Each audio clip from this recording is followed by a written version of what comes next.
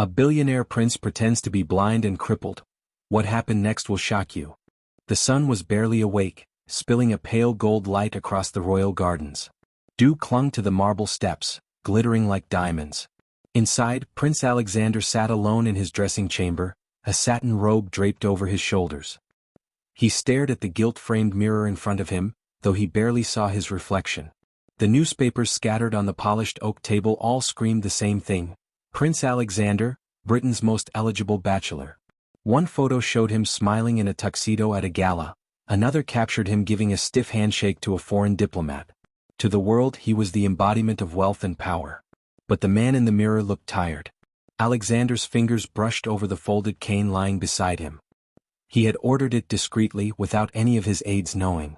He picked it up, testing its weight, then collapsed it and slid it into the sleeve of his plain linen jacket. Next came the wheelchair, borrowed from a hospital under a false name.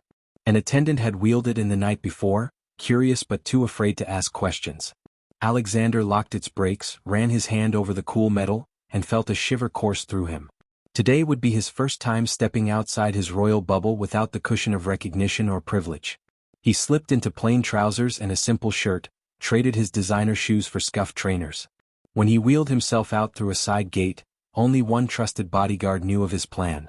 The guard, dressed as a taxi driver, grumbled as he loaded the chair into the boot. "Your Highness, this is madness. What if you are recognized? What if someone attacks you?" Alexander gave a faint smile. "Then perhaps I will finally know how it feels not to be untouchable." The market district was already alive when they arrived. Smoke from grilled meat stalls mingled with the sharp scent of spices. Traders shouted prices, children darted between legs, and buses roared past leaving trails of black fumes. Alexander lowered himself into the wheelchair and, gripping the cane, began his slow journey down the crowded street. The first reaction stung. A group of boys pointed, giggling, one mimicking his limp. A woman passed him by without meeting his eyes, quickening her steps. Two men gave him pitying looks but offered no help. Every glance felt like a verdict.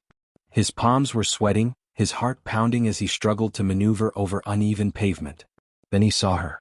A young woman in a faded blue dress rushed into the street, snatching a toddler by the arm just as a motorcycle skidded past. She hugged the child close, soothing his cries before leading him back to safety. She didn't wait for thanks, only scolded the mother gently before continuing on her way. Something about her calm authority, the way she moved without hesitation, caught Alexander's breath. For the first time that morning he felt something other than fear or shame. He felt curiosity. He gripped his cane tighter and wheeled himself after her. Alexander followed the young woman through the maze of market stalls, his wheels bumping against the uneven ground. It was harder than he expected to keep up with her brisk pace. She moved with a purpose, stopping occasionally to greet familiar faces and offer help with small tasks, lifting a basket for an elderly man, steadying a mother carrying too many bags, giving a nod of encouragement to a nervous boy selling oranges. It wasn't long before she disappeared into a side street where the market noise softened. Curious, Alexander wheeled himself closer and found her unlocking the door to a modest brick building with appealing sign above it, Community Care Center. From the doorway the sounds of laughter and chatter spilled out. Inside the space was alive with energy, children drawing on scrap paper, older women folding donated clothes, and a couple of men working to fix a squeaky fan. The young woman he had followed, Emily he would later learn, placed the rescued toddler into the arms of a volunteer before heading toward a corner where a broken wheelchair leaned against the wall. Alexander hesitated at the threshold, unsure if he should enter. But his cover demanded he act like someone in need. Summoning his courage he rolled forward. The wheels squeaked loudly on the tiled floor and heads turned. Emily noticed him immediately. She gave a polite if cautious smile. "Hello there. Can I help you?" Alexander gripped the cane, keeping his eyes lowered as though he couldn't see clearly. I heard this was a place that helps people. My chair, it's giving me trouble and I wasn't sure where else to go." She studied him, her brow knitting in suspicion for a moment. Then she nodded and approached, crouching beside his chair to check the wheels. "We try our best," she said.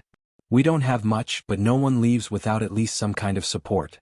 She tugged gently at the brakes and frowned. Needs some proper fixing. We'll get our handyman to look at it." As she worked, Alexander observed her closely. There was no pity in her eyes, no exaggerated sympathy. Instead, she treated him like any other person who had walked in with a problem to be solved. The difference struck him hard. Around them, the center bustled with life.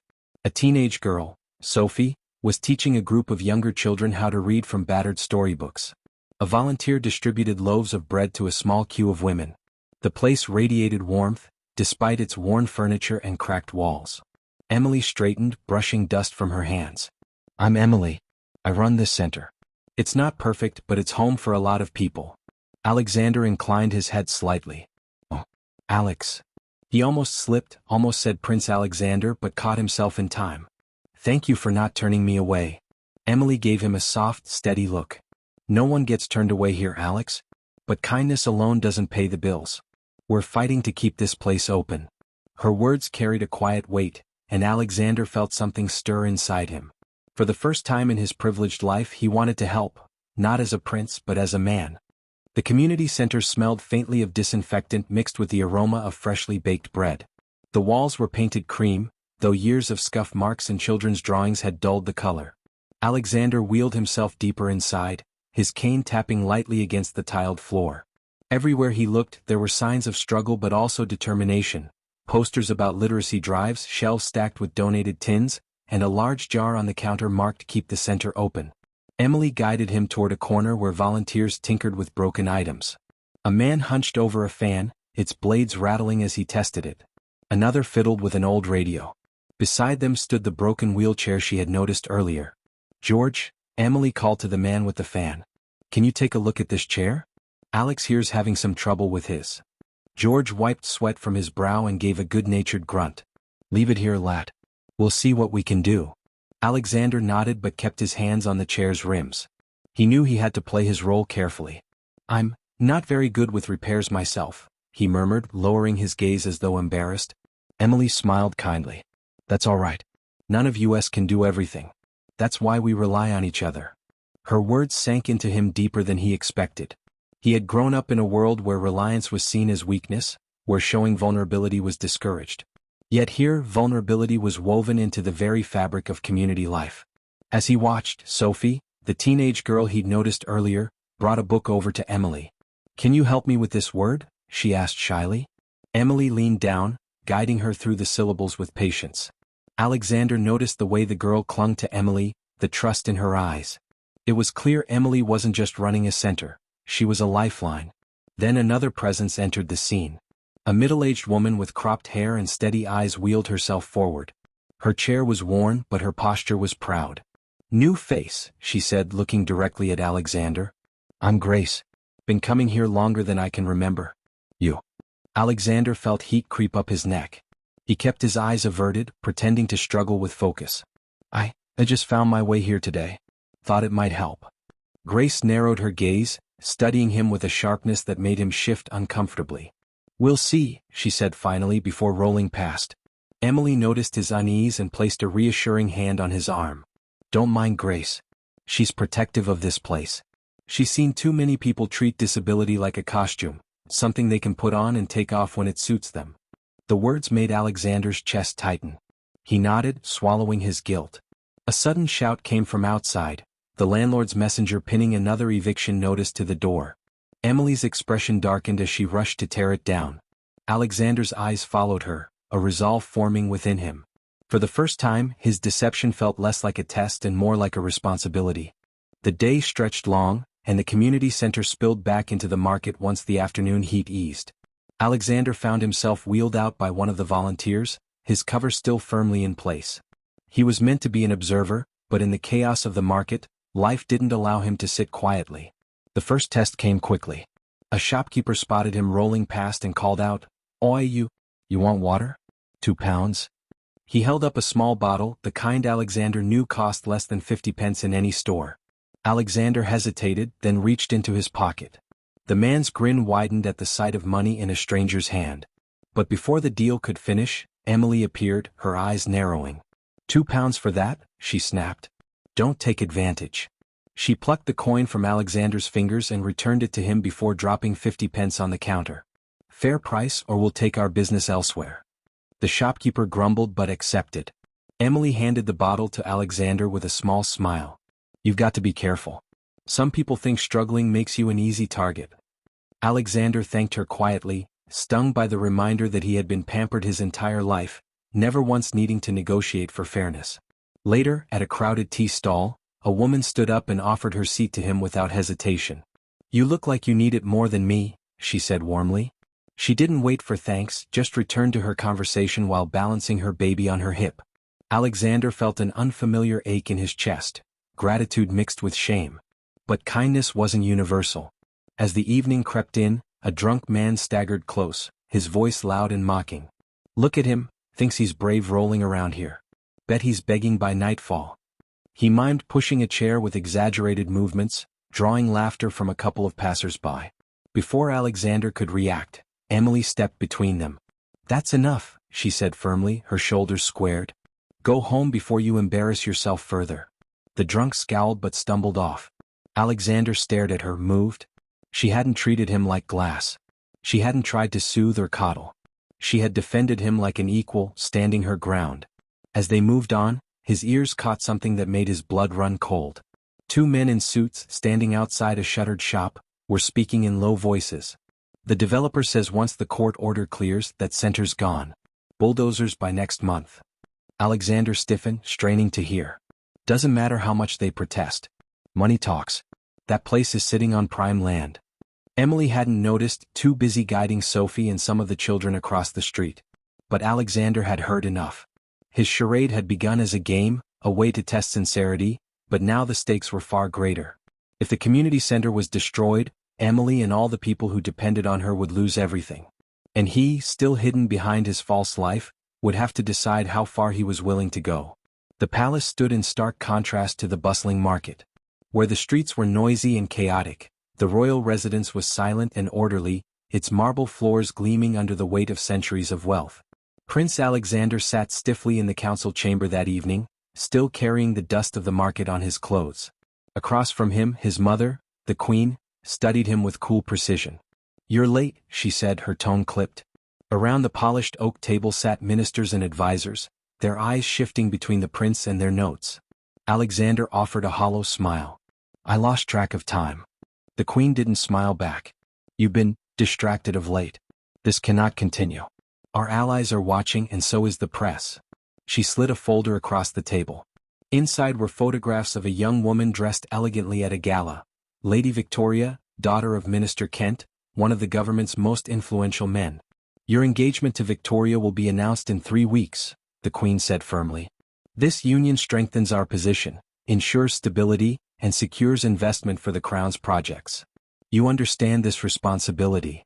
Alexander stared at the photograph, his stomach twisting. Lady Victoria was beautiful, polished, and well-bred. But she was also a stranger, an arrangement, not a choice. His mind flicked back to Emily's steady eyes at the market, to Sophie's shy smile as she read her book, to Grace's unflinching honesty.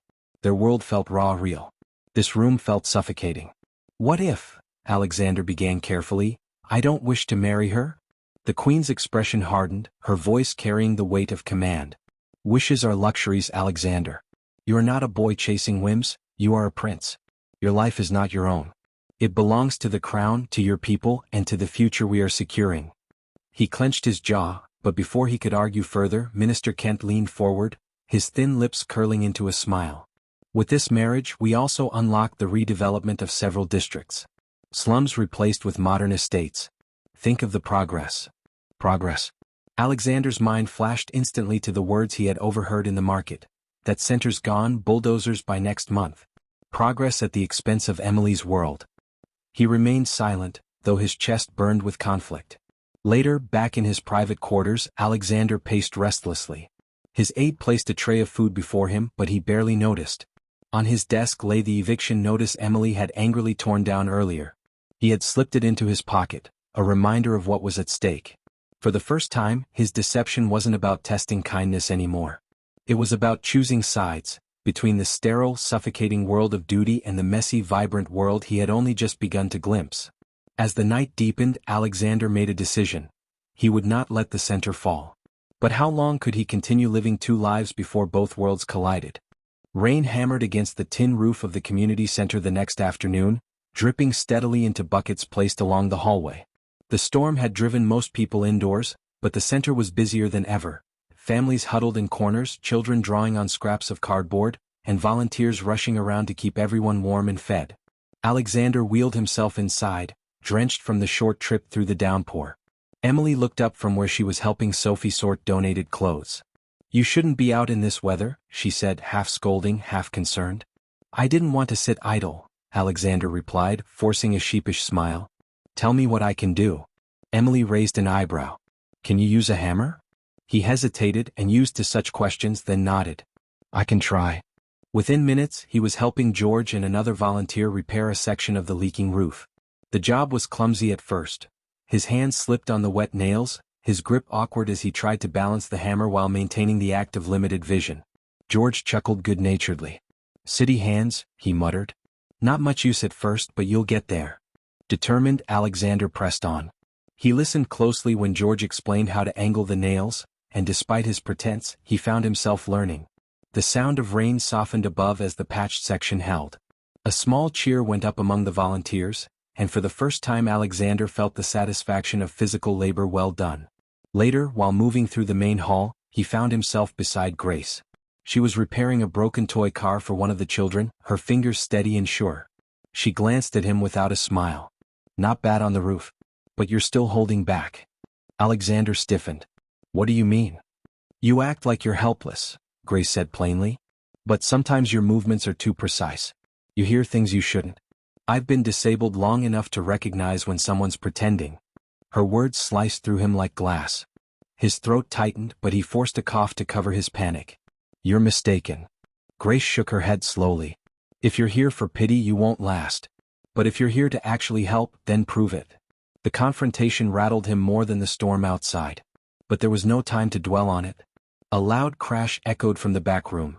The old wheelchair he had seen earlier had collapsed under the weight of a boy who had been trying it out. Emily rushed forward, but Alexander was closer. Instinct overrode his act. He lunged from his chair to help lift the boy before the volunteers could. The child wasn't hurt, just frightened, and clung tightly to Alexander. For a brief moment, everyone saw his strength. Emily's eyes flickered with suspicion, but she said nothing. Instead, she whispered, "Thank you." As Alexander settled back into his chair, his pulse raced. Every day in this world pulled him deeper into danger, not just of exposure but of caring too much. The storm cleared by evening, leaving the air crisp with the scent of wet earth. The community center had quieted after a long day. Families drifted back to their homes, the children tucked away with donated blankets, and the volunteers slipped out one by one. Emily stayed behind to finish tidying the supply shelves. Alexander lingered too, claiming he wanted to help, though in truth he wanted to understand her more. He found her in the library corner, a small room lined with second-hand books, where Sophie was already fast asleep with a storybook open on her chest. "Long day," Emily whispered, carefully lifting the book from Sophie's hands. Alexander nodded, his voice low. "You do this every day?" She gave a tired laugh. "Every day and every night, it feels like. There's always someone who needs something. A meal, a lesson, a roof over their head. Sometimes I wonder if it's enough." Her honesty disarmed him. He had grown up surrounded by people who measured success in wealth and power, yet here was a woman who measured her worth by the number of lives she touched. "You make a difference," he said quietly. "Even if you don't see it." Emily paused, studying his face, or at least the parts she thought he could see. "You speak like someone who's known both sides of life. Who were you before this?" The question caught him off guard. He shifted uncomfortably, careful not to reveal too much. "I was someone who thought money fixed everything. But I was wrong." Her gaze softened, though doubt lingered in her eyes. "It's strange. You don't talk like the others. Most people who end up here are beaten down by the world. You carry yourself differently."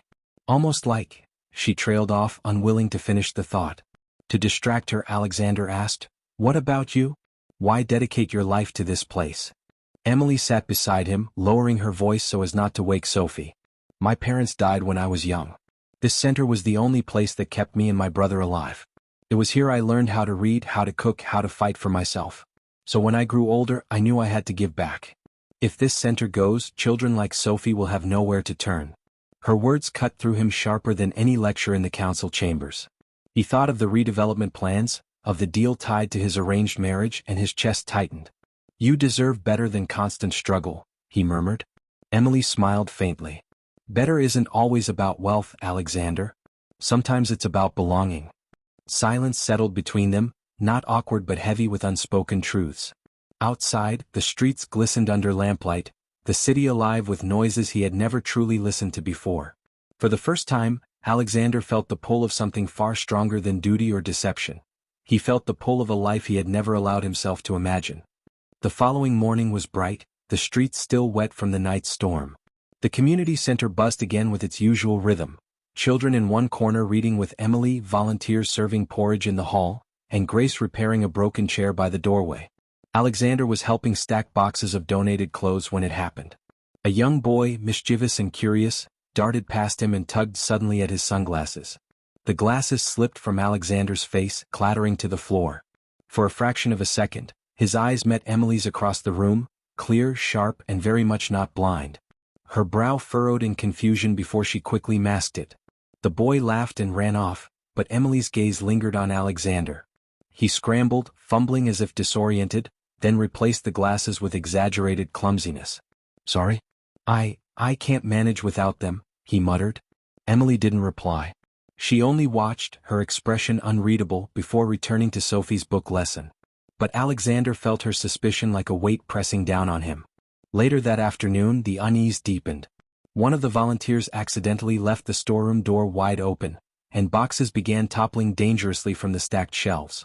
Without thinking, Alexander jumped up from his wheelchair and lunged forward, steadying the boxes before they crashed down. The silence that followed was suffocating. Emily, Grace, and two other volunteers froze, staring at him standing tall and strong, the chair abandoned behind him.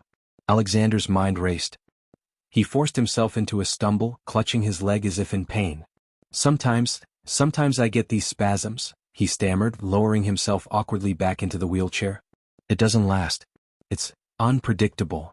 The explanation sounded weak, but no one challenged him outright. Still he could feel the air shift. Doubt had crept into the room like smoke, and no excuse could fully clear it. That evening, as the children played outside, Emily approached him quietly. "You're hiding something," she said softly, her tone not accusatory but steady. "I don't know what it is yet. But if you're lying to us, for any reason, I need to know before people here get hurt." Her words struck harder than he expected. Alexander wanted to tell her everything, to explain that he wasn't a fraud out for amusement, but a man trying desperately to understand the truth of people's hearts. Yet fear held him back. The risk of exposure was too great, not just for his secret but for Emily herself. So he only whispered, "I'm not here to hurt anyone. I promise you that." Emily studied him for a long moment before nodding slowly. "Then prove it. Actions mean more than promises." As she walked away, Alexander's chest tightened. The mask he had so carefully built was beginning to crack. And he knew it was only a matter of time before the truth, about him, about the redevelopment, about everything, would come crashing out into the open.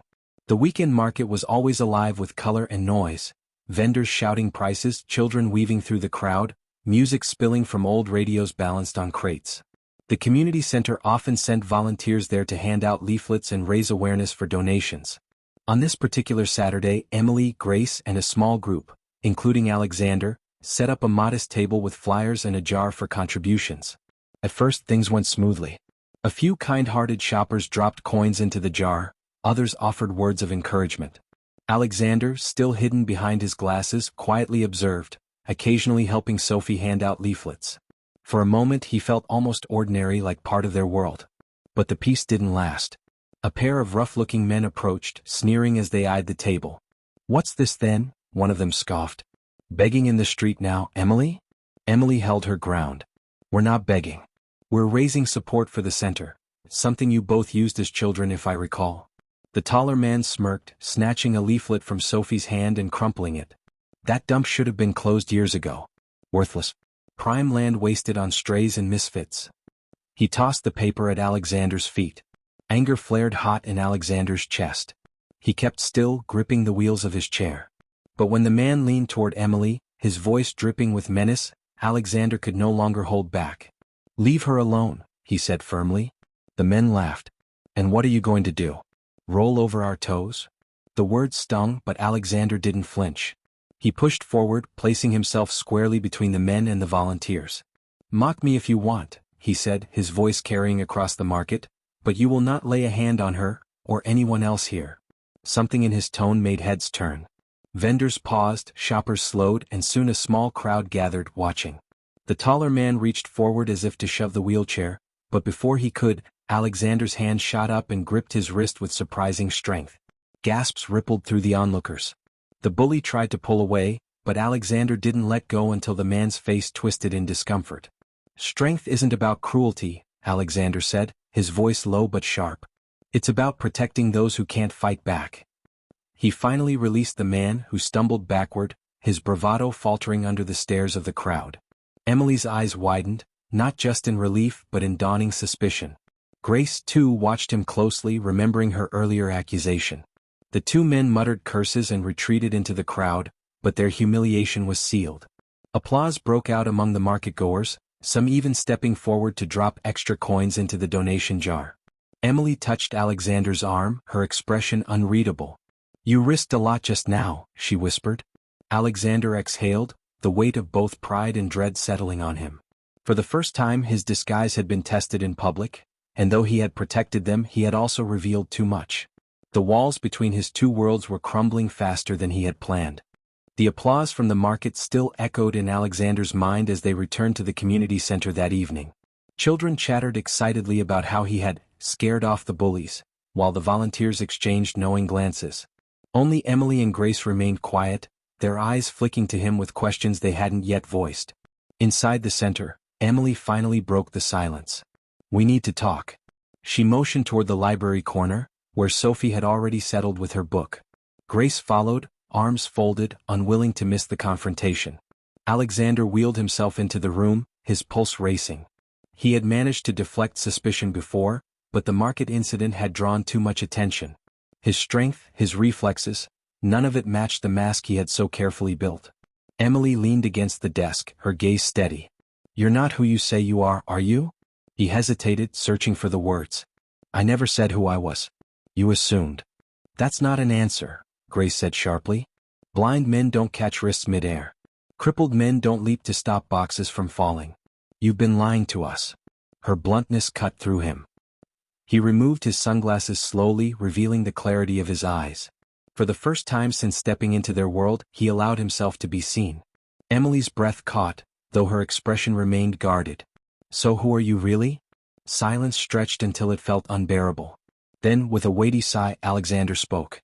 "My name is Prince Alexander, son of Queen Margaret, heir to the crown." The room fell still.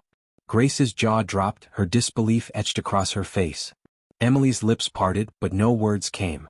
Sophie, overhearing from her chair, gasped softly, her book slipping from her hands. "You're joking," Grace said finally. "Some kind of twisted test? You came here to mock us." Alexander shook his head, his voice raw. "No.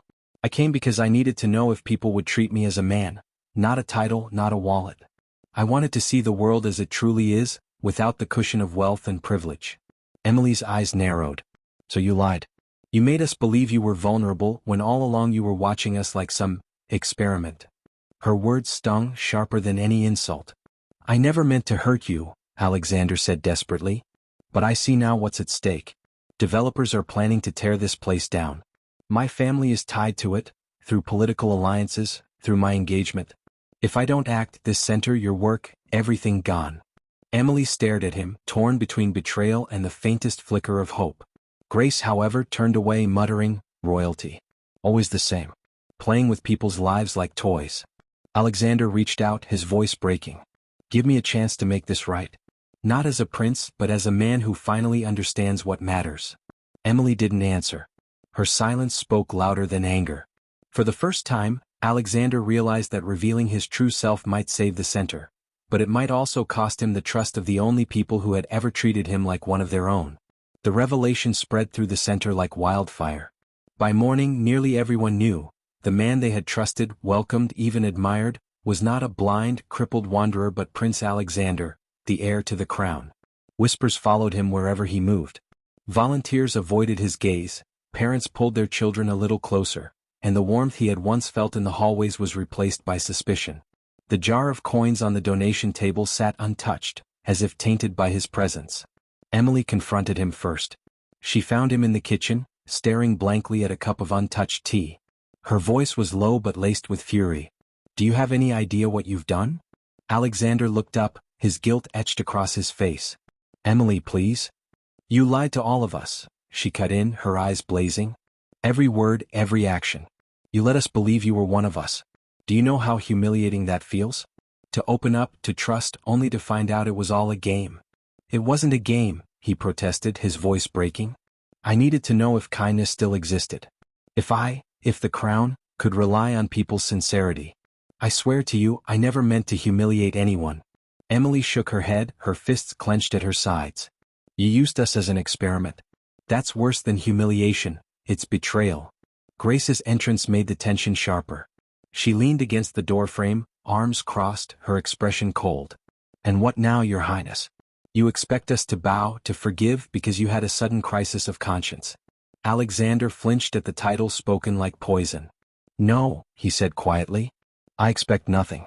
I only want to help. Help? Grace scoffed. Your family is behind the redevelopment deal. The bulldozers that will destroy the center are coming because of your world. Forgive me if I don't believe you're suddenly our savior. The words struck him like blows, but he couldn't deny their truth. His silence was answer enough. Emily's anger gave way to hurt. Her voice softened, but the pain cut deeper than the fury. You don't understand, Alexander. We trusted you because we thought you understood our struggles. But you've never had to choose between feeding a child and paying rent.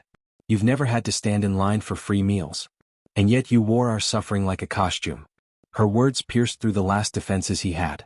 For the first time, Alexander felt truly stripped bare. You're right, he whispered. I don't deserve forgiveness. But believe me when I say I see you, all of you, more clearly now than I ever have. And I will fight for this center no matter what it costs me. Emily turned away, her shoulders trembling. We don't need princes who play dress-up. We need allies we can trust. She walked out, leaving Alexander in the cold silence of the kitchen. Grace followed without a word. For the first time since his deception began, Alexander realized the truth. Winning battles in the market or standing up to bullies had been easy. Winning back their trust might be impossible. The days following his exposure were some of the loneliest Alexander had ever known. The community center still opened its doors each morning, still hummed with the energy of children and volunteers, but the warmth he had once felt there was gone. Emily barely spoke to him except for necessities. Grace ignored him entirely. Even Sophie, once so eager to read beside him, avoided his gaze, her little heart wounded by the truth. Yet Alexander didn't leave. Instead he watched, listened, and learned. The eviction notices came more frequently now, plastered on the center's gates with cruel red stamps. Rumors spread of construction crews already hired, of police prepared to escort families out by force. Alexander knew time was running out. Late one evening he slipped away from the center and returned to the palace. For the first time in weeks, he walked its marble halls without disguise. Servants bowed, guards saluted, and advisors rushed to his side, each demanding explanations for his absence. He ignored them all until he reached his mother's study. The queen looked up from her desk, her eyes narrowing. So, the prodigal son returns. Have you finally tired of your charade? Alexander didn't flinch. Mother, we need to stop the redevelopment project. A cold smile curved her lips. Impossible. The contracts are signed. The land will be cleared in weeks. That center is a relic. Progress demands sacrifice. Progress for whom? Alexander shot back. For the ministers who profit? For the businessmen who bribe their way into contracts? That center is the heartbeat of an entire community. Tear it down and you don't just erase a building, you destroy lives. The queen's expression hardened. You are a prince, Alexander. Your duty is not to sentiment but to stability. Do not let your emotions cloud your judgment. But Alexander's voice only grew firmer. Duty is meaningless if it serves only power. If we destroy the people we claim to lead, then the crown is nothing but a gilded cage. His mother's eyes flashed with anger, but Alexander pressed on. If you won't act, then I will. I will expose the corruption behind this deal. The bribes, the illegal permits, the exploitation. You think no one will care, but I will make sure the world does. For the first time the queen faltered. You would risk scandal against your own family? Alexander met her gaze without fear. I would risk everything for what's right. That night he contacted Richard, a journalist known for his ruthless pursuit of the truth. Alexander handed him documents he had secretly gathered, proof of fraudulent permits, financial records linking developers to corrupt ministers, and plans showing the unlawful demolition of community land. Richard stared at him in shock. "If I publish this, you'll be at war with half the government. Even your own family might turn against you." Alexander's jaw tightened. "Then let them. For once in my life I won't hide. If saving the center costs me the crown, so be it." For the first time since his deception began, Alexander was not pretending. He was fighting, for Emily, for Sophie, for Grace, and for a truth larger than himself. The news broke like a storm. Richard's exposé hit the front pages of every paper and lit up television screens across the country. Headlines screamed of royal scandal, corruption in crown contracts, and Prince Alexander turns against his own family. The palace was thrown into chaos. Ministers denied everything, the Queen issued a carefully worded statement, and the public erupted in debate. But in the streets, in the markets, and at the community center, people began to rally. For the first time they saw a royal willing to risk everything for them. The day of reckoning came when demolition crews arrived at the gates of the center. Bulldozers rumbled forward, flanked by police officers under orders to keep order. Families huddled inside the building, terrified of being thrown out. Volunteers linked arms at the entrance, their faces pale but determined. Emily stood at the front, Sophie clinging tightly to her hand. And then Alexander appeared. Not in disguise, not in rags, but in a plain shirt and trousers. No crown, no pomp, no palace guards. Just a man standing with the people he had once deceived. The police captain stepped forward. "Your Highness, you should not be here. This is an unlawful gathering." Alexander's voice rang clear. "What is unlawful is tearing down the homes and hopes of innocent people. What is unlawful is the corruption that lined your pockets to make this happen. I will not move and neither will they." The crowd murmured, strength rising in their voices. Emily looked at him, still uncertain, but there was something in his stance, defiant yet vulnerable, that stirred hope even in her. The bulldozers hesitated, engines rumbling but unmoving. The workers, seeing the prince in front of them, glanced at one another nervously. None wanted to be the man who ran down royalty. The police shifted uneasily. Orders were orders, but this was no ordinary protest. Cameras flashed from journalists who had rushed to the scene. Live streams spread across social media, the world watching in real time. One officer raised his baton toward a protester. Instinct overrode thought. Alexander stepped forward, blocking the blow with his own arm. Gasps erupted, and the officer froze, stunned at what he'd just done. The cameras caught it all. Alexander turned, his voice carrying across the crowd. "You can silence me, you can strip me of my title, but you will not silence the truth. This center belongs to the people, and I will stand with them until my last breath." The words lit a fire. Volunteers, families, strangers from the street, all began to chant, "Save the center! Save the center!" Emily felt tears sting her eyes. For the first time, she saw not the liar who had deceived them, but a man willing to give up everything for their cause. Under the weight of public outrage, the police lowered their batons. The bulldozers powered down. The demolition was halted, for now. Alexander stood at the front, sweat and dust on his brow, but his spirit unbroken. The battle wasn't over, but the tide had turned. For the first time, the prince wasn't hiding behind masks or wealth. He was exactly what Emily had demanded of him weeks ago, an ally they could trust. The protests outside the community center rippled into a nationwide movement.